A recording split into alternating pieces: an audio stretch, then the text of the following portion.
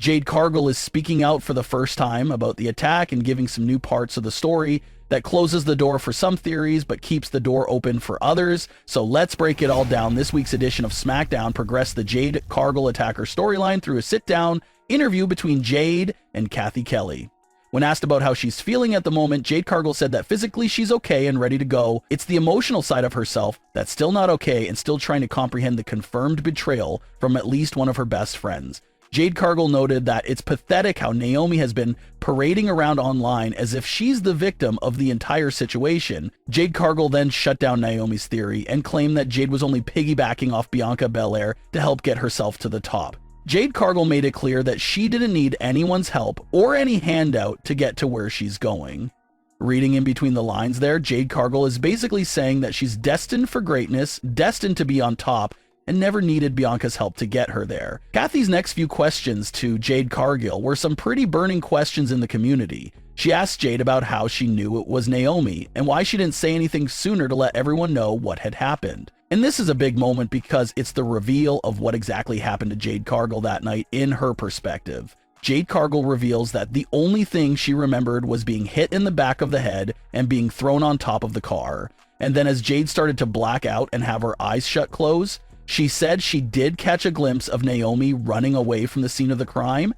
Jade Cargill was so hurt by it because she viewed Naomi as her big sister. Jade Cargill claims that it just wasn't her physical self that was attacked. She said Naomi attacked her integrity, her loyalty, and her heart. Jade wondered how it would be possible to trust anyone again after that. Then it's Jade's closing remarks that sounds like a very subtle way of announcing her suspicions towards Bianca Belair. Jade revealed that she was bothered by the way Bianca Belair just started tagging with Naomi and acting as if nothing ever happened. Jade said that seeing Bianca switch up like that so fast is what made Jade Cargill keep quiet to herself and handle the situation in her own hands because, again, like she said, after going through something like that, she didn't know if she can really trust Bianca Belair. So that was a beautiful response by Jade Cargill's character because it touched on some of the burning questions while still leaving us digging through everything she was saying in between the lines.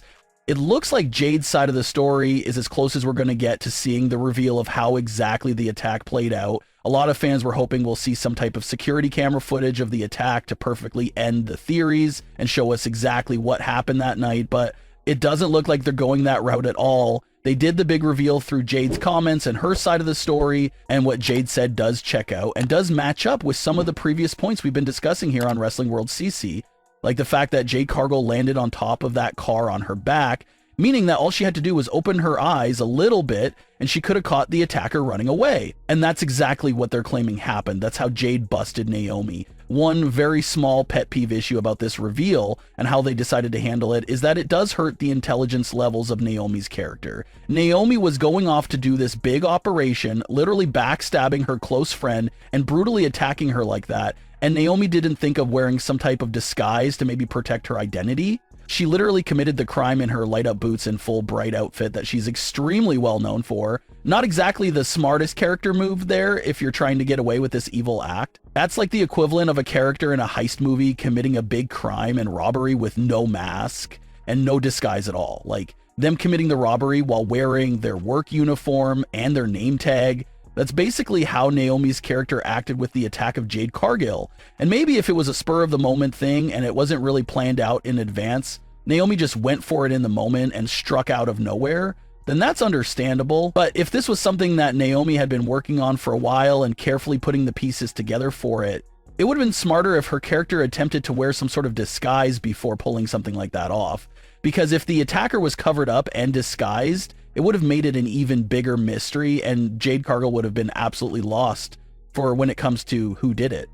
Naomi's clearly the #1 target of what Jade was addressing in this interview, but if you go back and truly listen to Jade and read in between the lines, it does sound like she took a lot of subtle jabs towards Bianca's way. Jade didn't flat out diss Bianca, but Jade did clearly confess that Bianca did emotionally hurt her with how fast she moved on and acted as if nothing happened. So it was nice to see Jade Cargill's character actually acknowledge that weird behavior from Bianca Belair, because that's something that made fans suspicious of Bianca Belair in the first place. Jade goes down, Bianca replaces her with Naomi, and Bianca never looked back at all. Maybe Bianca was innocent in terms of the attack, but it was almost as if Bianca was a little glad that Jade Cargill was gone. The smiles and good vibes really grew on Bianca Belair's face once Jade Cargill was gone, and fans did find that pretty strange and messed up. Your tag team partner was taken out in that fashion, and you were pretty much over it in 7 days. That's weird. How much did you even care about that partner then if you're moving on so quickly? Not to mention, like we've always said from the start, the lack of effort from Bianca's side in terms of investigating what happened was always a bit off as well. A true friend probably loses sleep and literally doesn't stop looking into the situation until they get some type of solid answer on what happened. But Bianca Belair abandoned the investigation and didn't really take things into her own hands to truly get to the bottom of what happened. So that's why, judging from this interview here, it sounds like this is why Jade Cargill no longer fully trusts Bianca Belair. Jade Cargill obviously can't prove that Bianca was the mastermind or orchestrated the whole thing, but she definitely appears to be a little suspicious of Bianca for moving on so instantly. Maybe Bianca didn't attack Jade per se, but maybe Bianca was the one that was being a fake friend to Jade and quietly wishing she didn't have to team up with her in the first place.